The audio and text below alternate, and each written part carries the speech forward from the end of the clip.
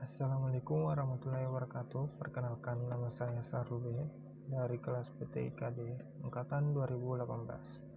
Jadi, materi yang saya akan bahas itu adalah batasan pengiriman data atau bandwidth. Bandwidth, apa sih itu bandwidth? Bandwidth adalah kapasitas yang dapat digunakan pada kabel Ethernet agar dapat dilewati tarif paket data dengan maksimal tertentu. Pengertian lain dari bandwidth internet adalah jumlah konsumsi transfer data yang dihitung dalam suatu waktu, bit per second atau BPS.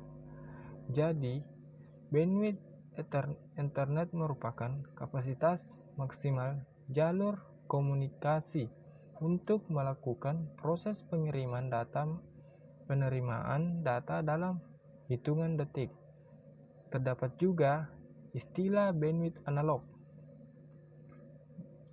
Bandwidth analog adalah perbedaan antara frekuensi paling rendah dan frekuensi paling tinggi pada suatu rentang frekuensi yang dapat diukur dengan suatu hertz.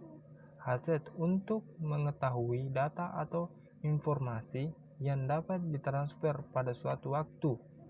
Adapun fungsi dari bandwidth, jika dibagi kembali, ada beberapa fungsi yang berhubungan dengan bandwidth. Berdasarkan peran dalam jaringan internet, apa itu fungsi bandwidth? Berikut ini adalah beberapa fungsi bandwidth yang dibagi berdasarkan penggunaan. 3 fungsi lain dari bandwidth antara lain yaitu adalah ukuran media pengiriman data. Fungsi bandwidth yang pertama adalah sebagai ukuran media atau jalur pengiriman data yang dimiliki oleh suatu komputer atau jaringan tertentu. Fungsi ini hampir berlaku di semua tempat yang memiliki jaringan komputer. 2. Membatasi kecepatan pengiriman data.